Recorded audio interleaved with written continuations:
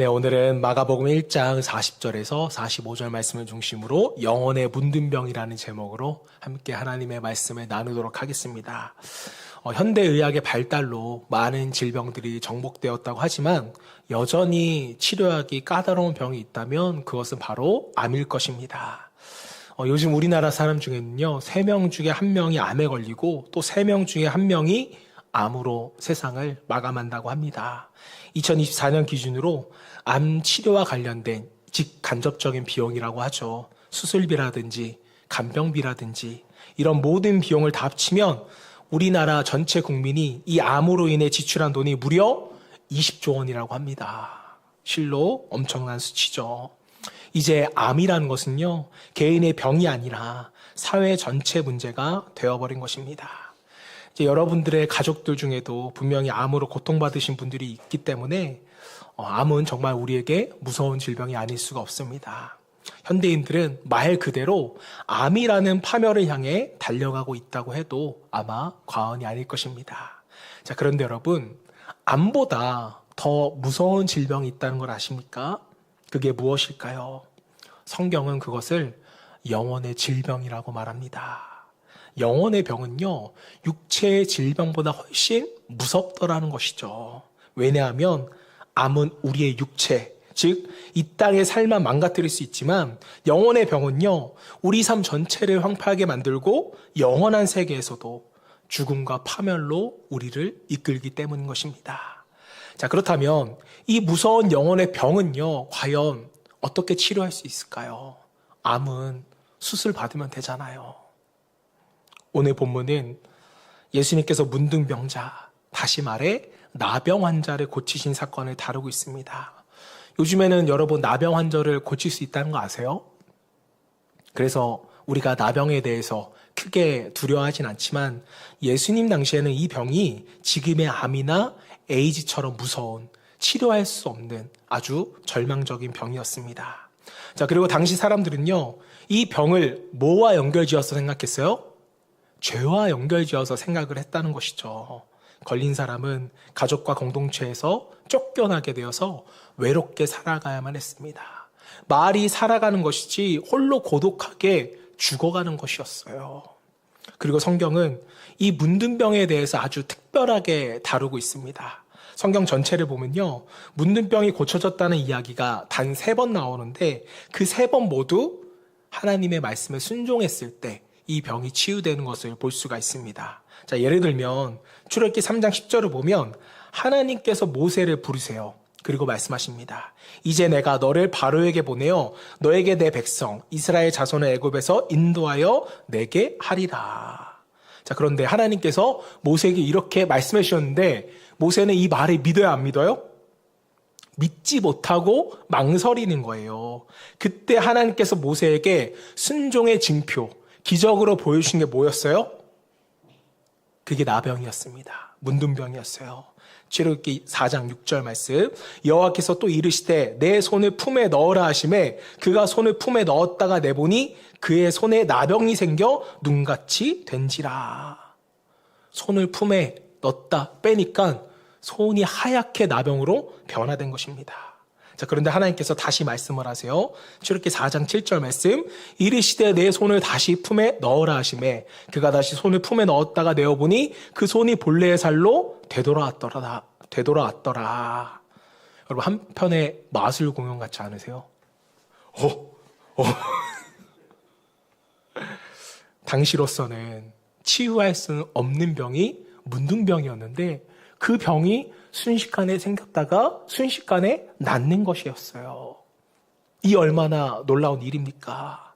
모세의 누이인 미리암이 이 모세를 비방했을 때도 하나님께서 나타나셔서 미리암에게 문둥병을 내리셨고 후에는 그 병을 다시 고쳐주셨습니다.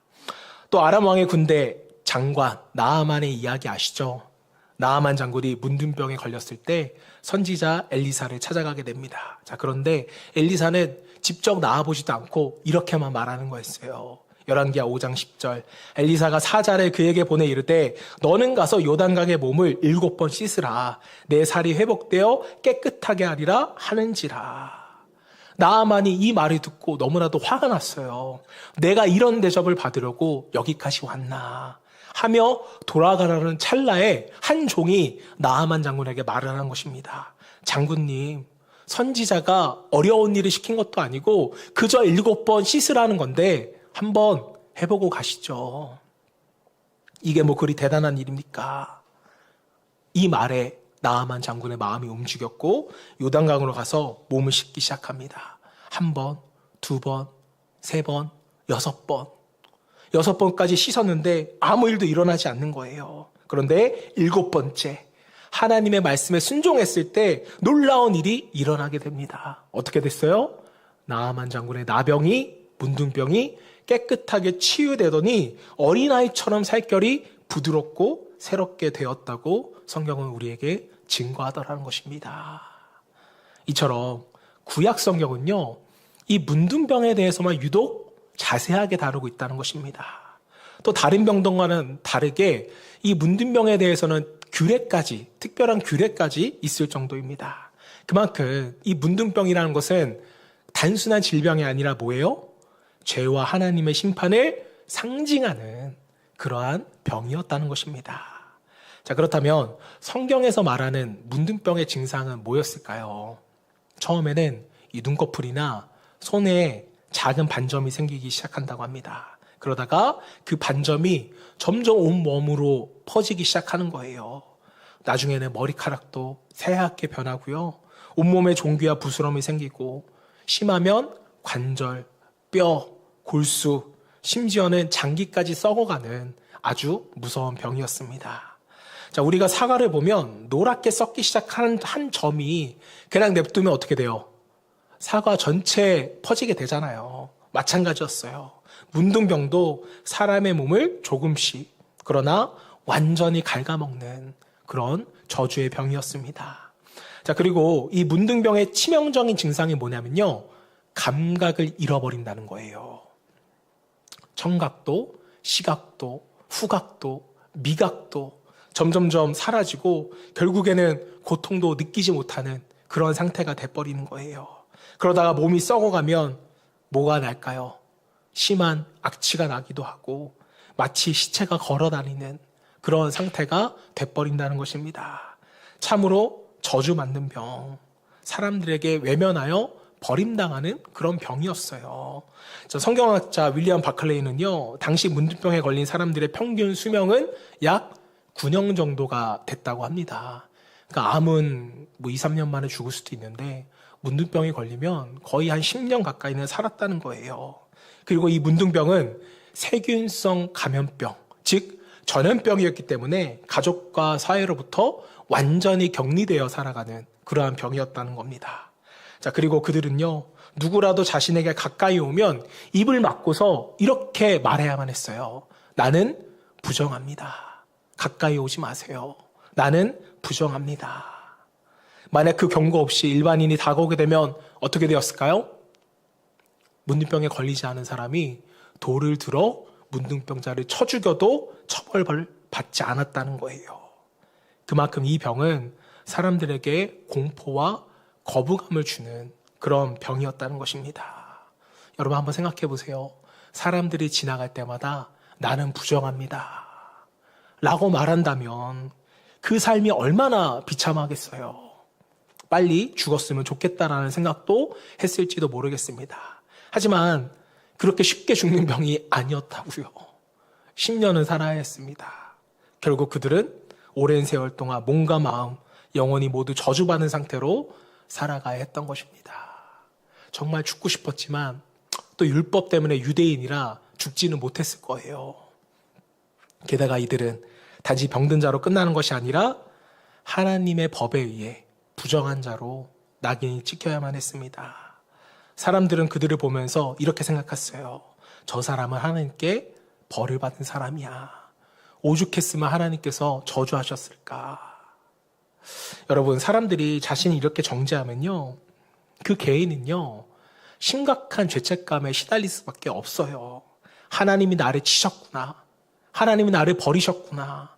당연히 이러한 생각이 들지 않겠습니까? 이처럼 문둥병은요, 유체의 질병뿐만 아니라 죄와 저주의 상징이었고 외로움과 고통의 상징이었습니다.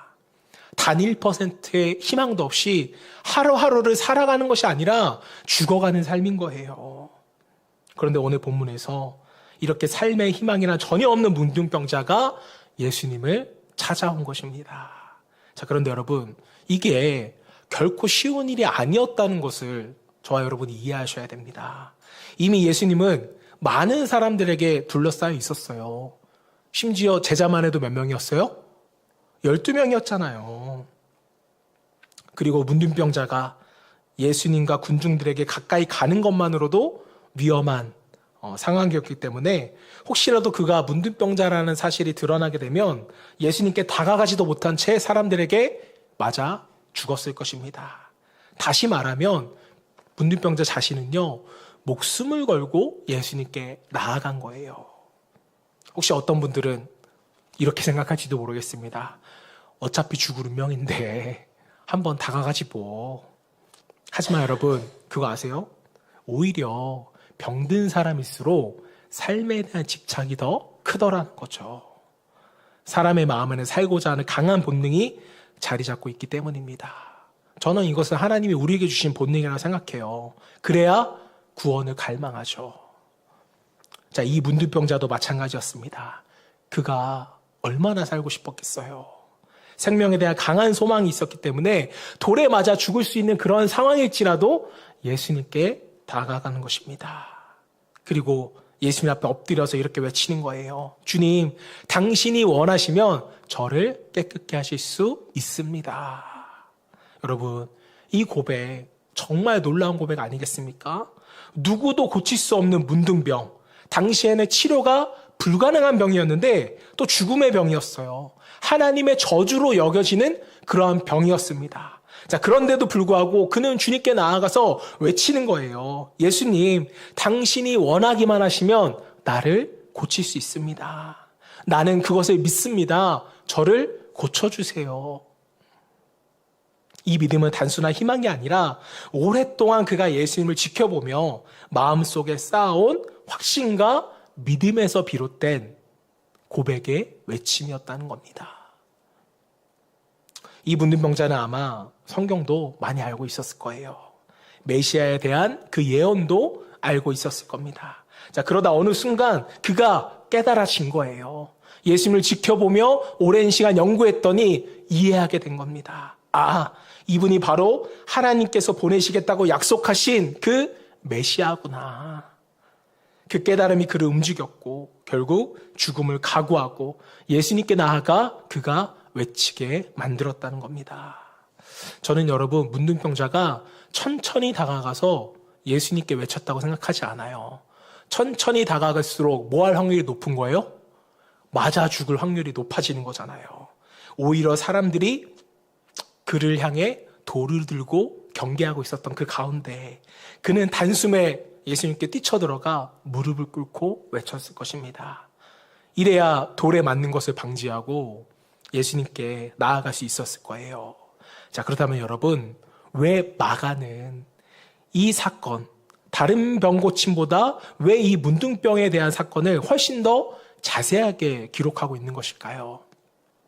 마가복음을 보면 다른 병자들에 대해서는 고치셨다, 귀신을 내쫓으셨다, 이렇게 짧게 기록을 합니다. 자, 그런데 1장에서 이 문둥병자의 치유는요, 아주 구체적으로 묘사하고 있다는 거예요. 왜 그럴까요? 이유는 간단합니다. 이 문둥병자 사건을 통해서 하나님이 우리에게 특별히 주시고자 하는 메시지가 있다라는 거죠. 그렇다면 질문해 봐야 합니다. 오늘 우리에게 문둥병은 어떤 의미가 있을까요? 하나님께서 이 사건을 통해서 지금 우리에게 말씀하고자 하시는 건 과연 무엇일까요? 여러분, 오늘 우리 가운데 문둥병에 걸린 사람은 아무도 없어요. 그러나 성경은 우리 모두가 문둥병자와 같다고, 아니 문둥병자보다 훨씬 더 심한 질병에 빠져 있다고 우리에게 말씀하고 있는 것입니다. 이것이 오늘 본문의 핵심이라는 거죠. 자, 그렇다면 성경이 말하는 그 병은 도대체 무엇일까요? 그것은 바로 우리의 영혼의 질병이라는 겁니다. 여러분, 하나님께서는 수많은 생명체 중에 오직 누구에게만 영혼을 허락하셨어요? 사람에게만 영혼을 허락하셨어요. 그 때문에 우리는요, 이 세상에 유일하게 하나님의 형상을 따라 지음받은 존재가 되었다라는 거죠. 이 사실은 성경에서만 밝혀주는 진리입니다. 어느 종교, 어느 철학서, 어떤 고대 문서에서도 인간이 하나님의 형상을 따라 지음받았다는 이 사실을 우리에게 말해준 적이 없어요. 오직 하나님의 말씀, 성경에서만 이 진리를 우리에게 가르쳐 줍니다. 자, 그래서 여러분, 우리는 대단해서 특별한 존재가 아니에요. IQ가 좋아서도 아니고, 우리가 다른 종들보다 진화를 더 했기 때문에서도 아닙니다. 인간이 특별한 이유는 뭐예요? 하나님의 형상대로 우리가 창조되었기 때문에 특별하고 유일한 존재가 되었다는 것입니다. 자, 우리 안에는요, 단순한 육체 외에 무언가 더 깊은 존재, 우주를 품을 수 있는 무언가가 우리에게 있는데 그것이 바로 뭐예요? 영혼이라는 거죠, 영혼. 그런데 성경은 이 영혼에 대해 또 한 가지 놀라운 사실을 우리에게 말하고 있습니다. 그게 무엇입니까? 인간의 영혼이 고장났다, 병들었다, 회복될 수 없다 라는 사실을 성경이 우리에게 증거하고 있습니다. 이것이 언제부터 그렇게 됐을까요? 아담이 범죄한 이후부터. 자, 그때부터 인간의 영혼은요, 마치 문둥병에 걸린 것처럼 깊은 병에 걸리게 된 것입니다. 자, 그래서 어떤 증상이 일어나요? 우리가 선한 일을 하고 싶어도 선한 일을 할 수 없는 그런 죄인이 돼버린 거예요. 여러분, 한번 질문 드려보겠습니다. 혼자 골방에 계시면 선한 일들이 생각나세요? 아니면 악한 일들이 먼저 생각나세요? 선한 일들이 먼저 생각나세요?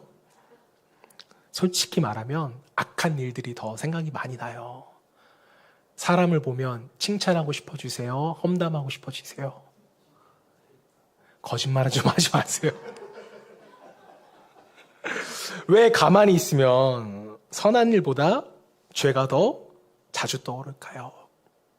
왜 하나님의 일보다 왜 육적인 더 마음들이 떠오르냐고요? 우리가 도덕적 교육을 덜 받아서 그럴까요? 부모의 유전입니까? 우리 엄마가 그랬어요. 이런 분들 계세요? 아니에요. 성경은 우리에게 분명하게 말합니다. 왜요? 우리의 영혼이 병들었기 때문에. 이 세상의 모든 사람들의 영혼은 아담이 범죄한 이후 다 병들어 버렸습니다. 자, 그래서 다윗 또한 이렇게 고백을 하잖아요. 시편 51편 5절 말씀 같이 읽어볼까요? 시작.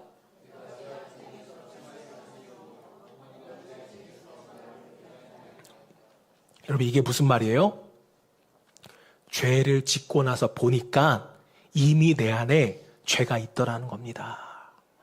인간은요, 죄인이에요. 죄를 지을 수밖에 없는 연약한 존재라는 것입니다. 이게 인간의 실존이죠.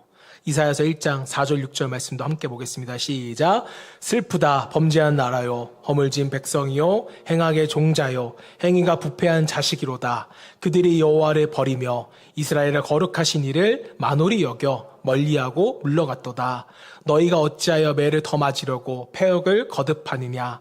온 머리는 병들었고 온 마음은 피곤하였으며 발바닥에서 머리까지 성한 곳이 없이 상한 곳과 터진 것과 새로 맞은 흔적뿐이거늘 그것을 짜며 싸매며 기름으로 부드럽게 함을 받지 못하였도다. 여러분, 이보다 우리의 처지를 잘 설명하는 또 성경 말씀이 있을까요? 성한 곳이 하나도 없대요. 머리부터 발끝까지 전부 인간은 상처투성이라는 겁니다. 이것이 바로 우리 영혼의 상태라는 거예요. 병들어 있다. 이것은 이사야가 말한 인간의 상태입니다. 하지만 하나님이 보시는 인간의 상태는 또 어떨까요? 창세기 6장 5절에 하나님은 이렇게 단식하셨습니다.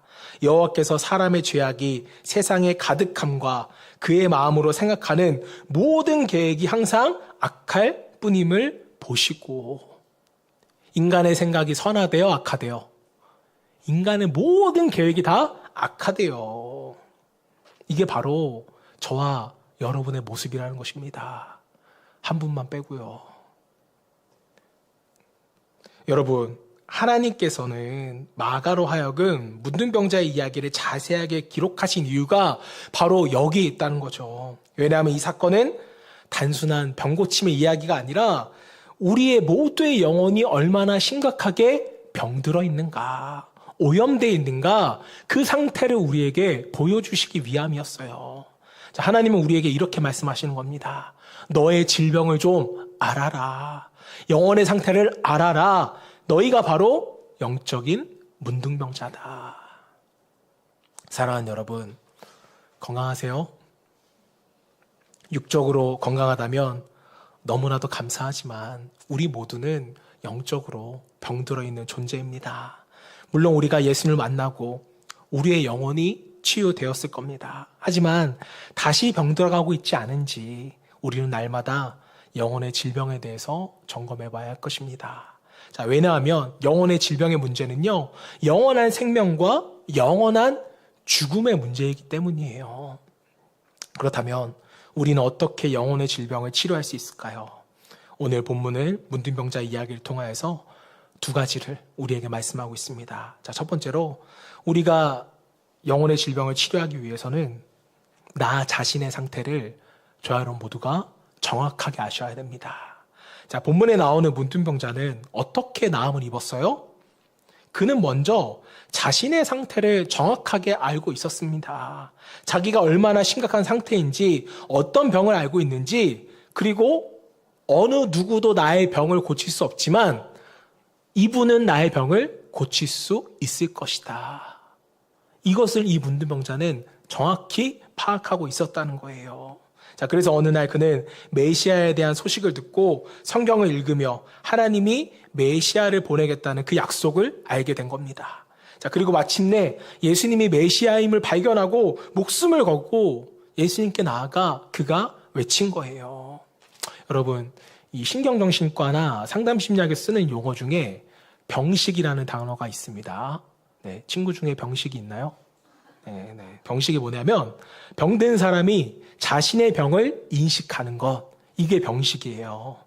환자가 자신의 상태나 이 상태를 얼마나 잘 이해하고 수용하는지에 따라서 병을 고칠 수 있는 확률이 높기 때문에 이 병식을 이해하고 있는 것이 굉장히 중요하다고 말합니다. 예를 들어 볼게요. 예를 들어서 알코올 중독 환자가 있는 거예요. 누가 봐도 이 사람은 알코올 중독 환자예요. 술이 없으면 잠도 못 자고 손도 덜덜 떠는데 와서 의사가 이 사람을 치유하려고 이야기를 하니까 자기는 알코올 중독자가 아니라는 겁니다. 그럼 이게 치료할 수 있을까요? 치료가 안 된다는 거죠. 영혼의 질병도 마찬가지예요. 내가 죄인이고 내 영혼이 병들어 있다는 것을 우리가 인식해야 치료할 수 있다는 거죠. 병식이 있어야 됩니다. 자, 우리가 아까 읽었던 이사야서를 한번 다시 볼게요. 1장 4절. 지금 이사야는 직업이 뭐예요?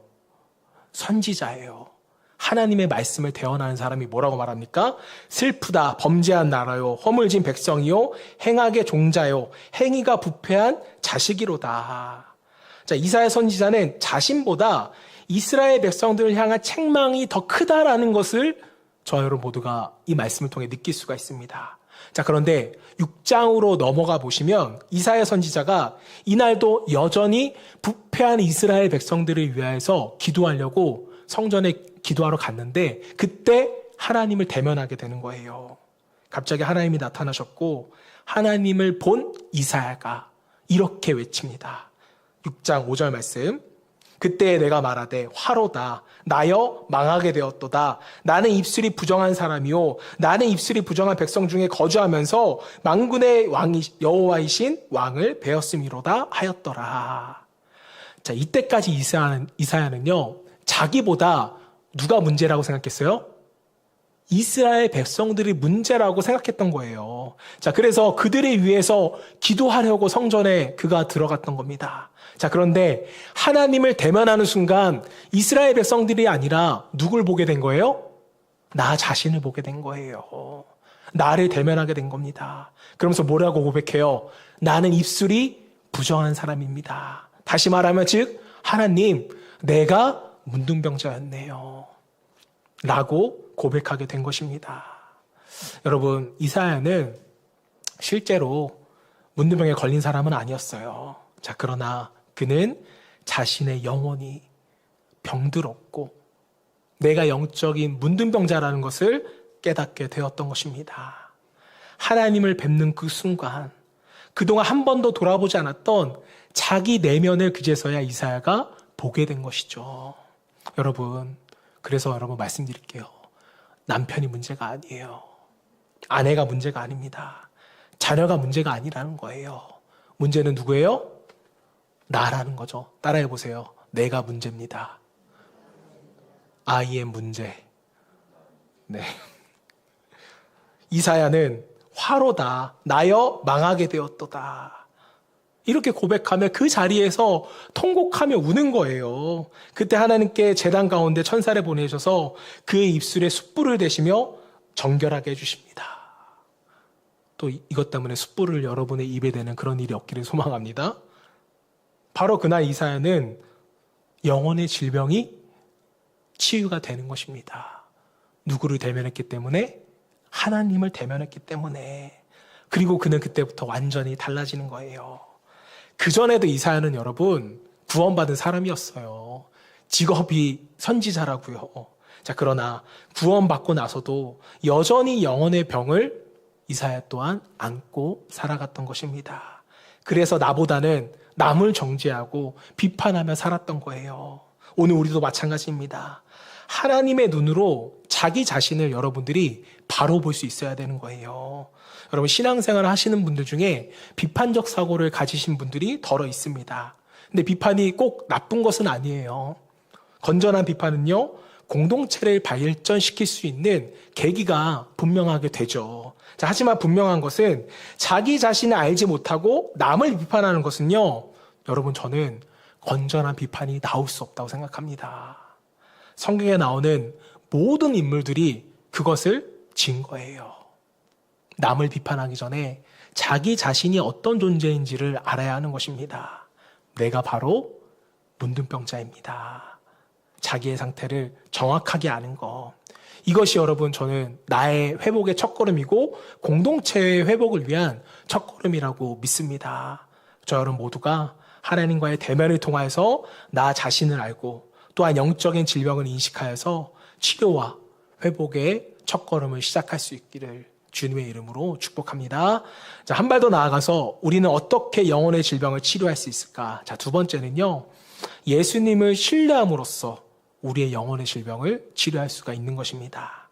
자, 여러분, 2000년 전 그 문둥병을 고치셨던 예수님은 오늘도 우리의 영혼의 문둥병을 치유하기 위해서 이 땅에 오신 하나님이심을 저와 여러분 모두가 믿을 수 있기를 소망합니다.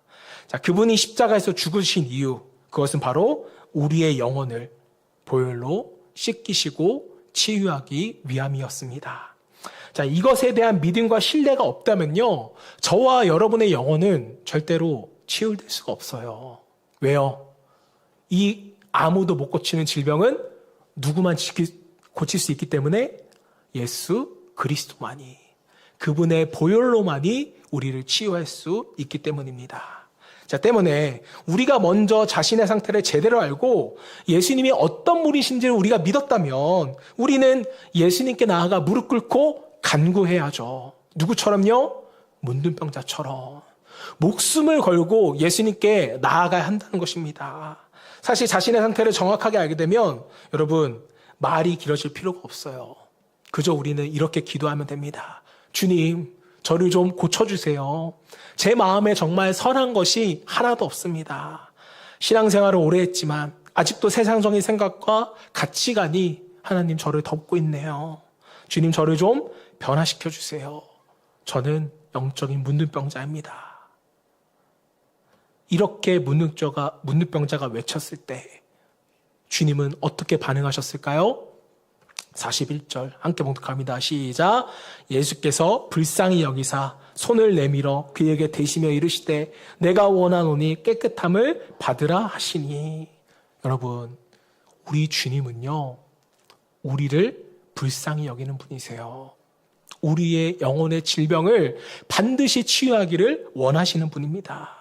우리가 아프면 주님도 아프죠. 우리가 상처받으면 주님도 아파하십니다. 주님은요, 우리를 만지고 고쳐주시기를 원하는 우리의 구원자, 우리의 치료자이시기 때문입니다. 당시 사람들은 문둥병자에게 가까이 가지 않았어요. 기록을 보면 그들에게 음식을 줄 때도 개에게 던지듯이 5m 이상에서 음식을 던졌다고 합니다. 그럼 5m 이상에서 음식을 던지면 음식이 온전히 갔을까요? 땅에 떨어졌을까요? 땅에 떨어질 확률이 높은 거예요. 그래서 정말 개에게 주듯 문둥병자에게 먹을 것을 줬답니다. 심지어 가족들까지도 가까이 오지 못하게 했어요. 왜요? 몸이 닿으면 병이 옮겨진다고 생각했기 때문에. 그런데 예수님은 그 사람의 손을 만지시는 거예요. 사실 예수님은요, 말씀만으로도 충분히 문둥병자를 고칠 수도 있는 분이었잖아요. 하지만 그 병든 사람에게 손을 대시면서 이렇게 말씀하십니다. 아마 문둥병자가 한동안 느껴보지 못했던 사랑과 따뜻함을 그 순간 느꼈겠죠. 그리고 예수님이 말씀하십니다. 내가 원하노니 깨끗함을 받으라.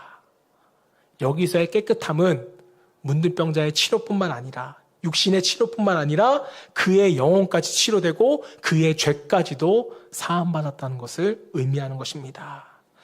질병뿐만 아니라 모든 문제의 근원은 죄이기 때문에 여러분, 이 땅에서 우리가 시급하게 치료해야 할 것은요, 사실 우리 육체의 질병이 아니라 우리 영혼의 질병인 것입니다. 한 가지 여러분 이야기를 나누고 마치도록 하겠습니다. 세계 2차 대전 이후에 전쟁 고아가 많았던 그 시절에 한 형제가 배가 고파서 빵집 앞에서 창문 너머로 빵을 훔칠 기회를 엿보다가 동생과 함께 빵집의 창문을 깨게 됩니다.